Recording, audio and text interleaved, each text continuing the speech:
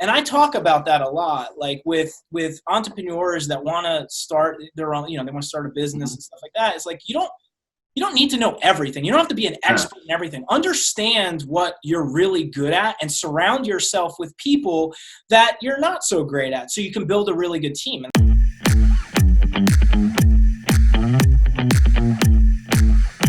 So today on C-Level, I am excited to have Jason Waters, really good friend of mine, fractional CFO and mortgage expert. Jason, what is good, man? How you doing? Hey, good to see you. Thank you for having me on here. Hey, thanks for coming out. I also want to add, he has an amazing show. You guys got to check it out. It's called Cash Flow. He talks about finance. He talks about, how to navigate through difficult situations and difficult, the economy and all this other stuff. Yeah. So you guys definitely check out that show. So Jason, for you and I have been friends for a long time, but give me some of your background for our audience here. Sure. Talk a little bit about yourself. Yeah, sure. So I used to be a banker. I'm a bulldog, as you can see on my shirt. So I was someone that actually does what they majored in, which is finance. And so Rare. Rare, yeah. And one of my favorite parts was corporate finance and how corporations are structured financially. And so I got a job as a commercial banker right out of college. And so I did that for almost 20 years, working for large banks, small banks, until the time came where I don't know if I love banking. Banking more left me, and I said, this is not my thing anymore.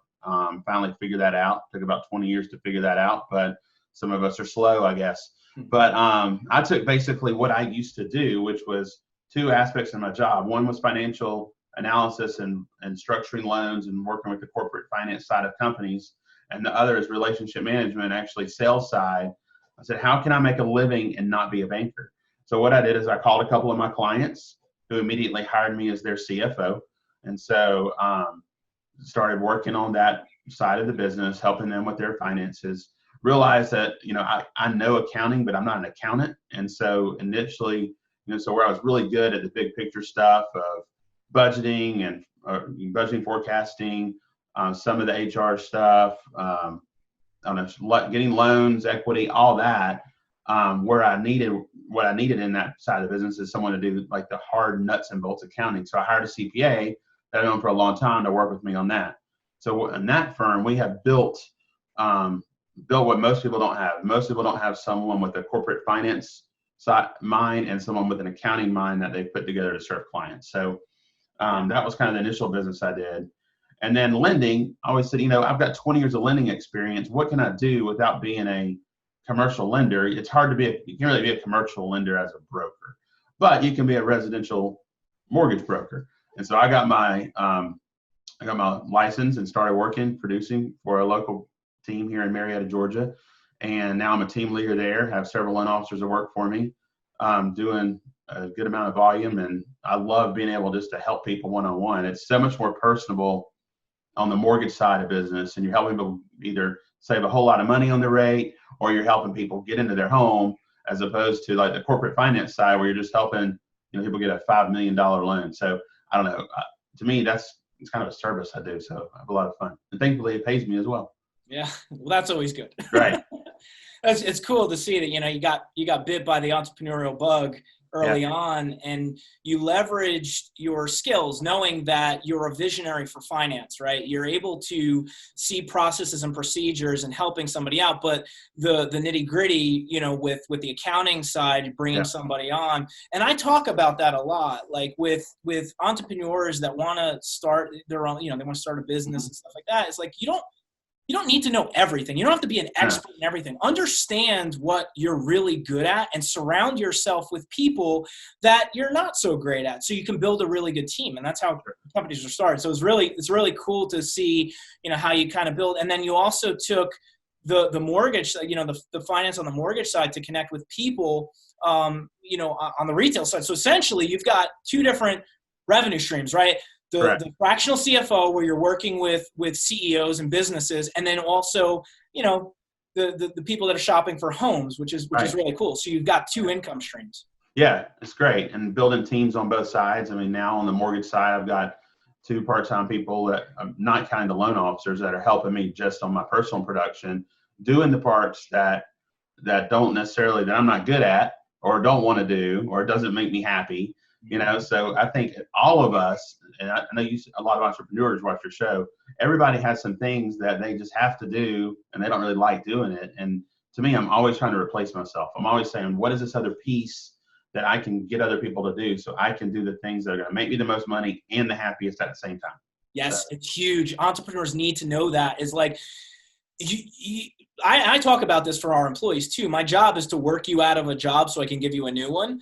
Yeah. I'm trying to work myself out of a job so I can do something else, right? So there's other areas that I have to do. I have to pick up the slack in startups and doing new ventures, which is great because I'm learning it. I understand the business. I was there first. So when I hire somebody, I know all the pitfalls. Right. I've been there already. I've sat in your seat. You can't tell me that this can't be done, right? It can be done, and this is how I did it. And these are ways that we should figure it out, right? So hiring people and scaling and replacing yourself so you can continue to grow the organization is huge. Exactly. Yeah, it's vital to grow in the company. So let's talk a little bit about, obviously, COVID hit and there's a lot of things going on in the world right now. Let's talk a little bit about the economy and jobs. What are you seeing? Yeah, so on Friday, a big jobs report came out that losses weren't as bad as expected, I guess, for the previous reporting period. You got to always know that jobs numbers are always, I don't think they're totally accurate right now, but it drives so much of the other parts of the economy. And I don't say economy, really the stock market, the bond market, mortgage-backed securities market. And so, this morning, even higher expectations on the market because of airlines doing better than expected. So to me, it looks like market's coming back relatively quickly, but is there going to be a second wave, or are there going to be a second round of layoffs? What happens when with state and local budgets are cut and then those people don't have jobs? So I think we're a long way from knowing what the even medium-term impacts are, the long-term impacts are. When I can tell you from a rate, like from a mortgage perspective, there's a couple months of really turmoil of lenders really cutting back, making their processes tighter, adding what we call overlays to loans, especially for self-employed, especially with verification of employment, was really tough. Those are already going away. So that's great. The silver lining in all this are interest rates. The government had to borrow so much money and the stock market went down. So, that isn't why the rates went down, but this is kind of funny. The government borrows unprecedented amounts of money. People over the years have been saying the government can't borrow more, they can't borrow more, we have problems. Well, even when the federal government and Federal Reserve leverage up their balance sheets, U.S. Treasury still got to all-time lows. And so that tells me that the United States of America is still the best bet of anywhere, despite, unrest, with what's going on in society, despite COVID. It's still the best bet for your economy. It's still the best bet for all of us to live and work and play and to invest. So, so their bond rates are down. And so mortgage rates are under 3% now. So, there's been, that's the silver lining is now people can buy homes, hire larger homes than they could otherwise afford. For some people, they couldn't afford a home and now they can. And some people that have been paying rates in the 4% are now paying 2.75. So, there's a lot of opportunity for people now.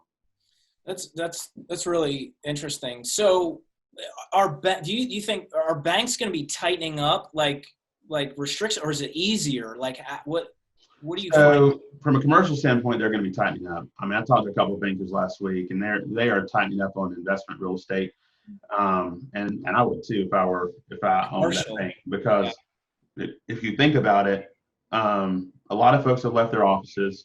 They may not need offices ever again. Some companies will realize, hey, Zoom works.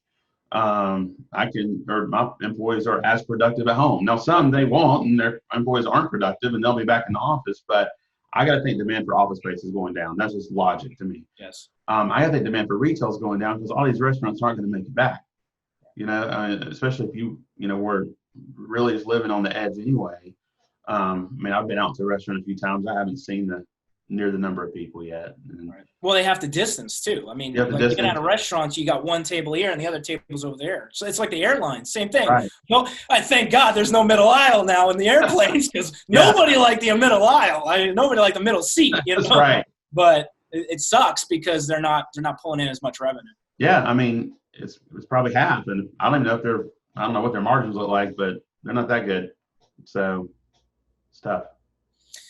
So I'm a real estate investor, right? And Yeah. so we've done business together, and so we're looking at the economy. What about retail, like residential? Like what do you see? I have my own thoughts, but I think in 6 months, I don't know. But what are your thoughts? I'll tell you right now. So housing purchase mortgages have been looking pretty good over the last month or so, really higher than expected.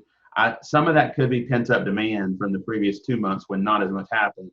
But if it's not just pent up demand, then we are actually moving in a very good direction. One problem that we do have right now is not enough inventory on the market for homes to buy. And the silver linings and everything. The good part is when demand's still there and supply is low, then real estate prices are not taking a beating from a residential side. Mm-hmm. To me, residential is kind of the safest play in the real estate world now because, you still have the same number of people that need homes to live in, whether that's a home or an apartment or wherever.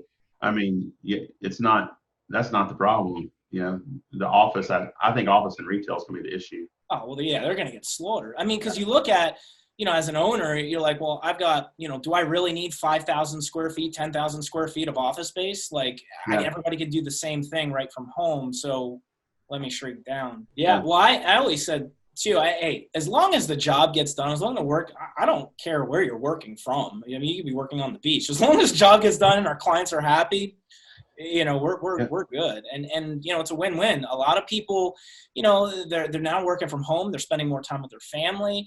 Yeah. They're actually more productive. Google actually did a study. They started encouraging, because they have, free food and all this other stuff, is like when people have that and they can eat they bring their food to their desk and they're working while they're on their lunch break, they're actually more productive. Yeah. And so allowing the freedom, as long as the work gets done. Some people like working late. We've got editors that like working super late at night, and then you've got people like me that wake up at the butt crack of dawn, but I get a majority of my stuff at 4 o'clock, 4 o'clock in the morning. That's when I do all my stuff. So it helps with productivity.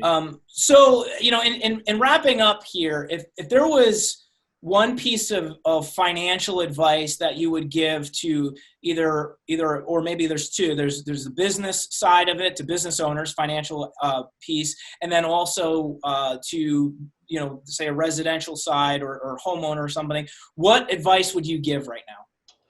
Right now, I guess I'll start with the homeowner. Homeowners now, I would say, I do think we do have historically low interest rates. I think they're going to be here for a while. That's never a guarantee.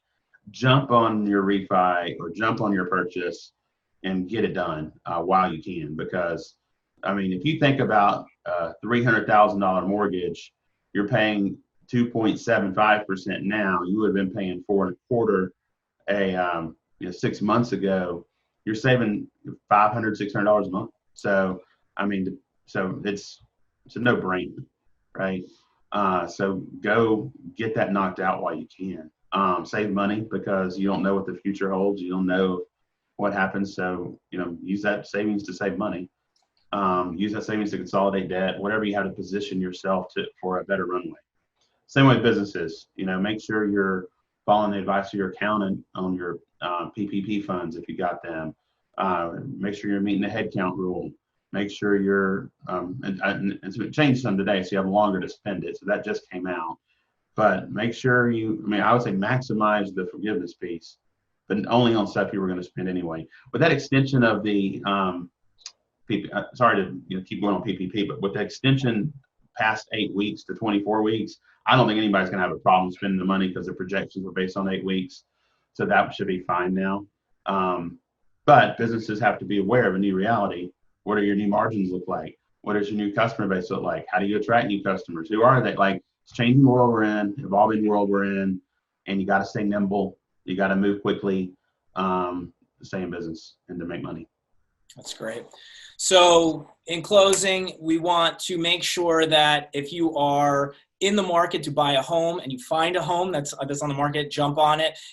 Definitely don't waste any time in refinancing your house because the mortgage rates, it's like free money at this point. So if you're looking for that type of thing, jump on it. Don't wait. If you're a business owner with the PPP and stuff going on, make sure you're getting with your accountant, your CPA, getting all that stuff in order. You want to make sure that's documented properly, and you want to stay nimble on your feet, especially in times like this. I really appreciate it, Jason. Thank you so much for coming on. Thanks, Chris. Enjoyed it.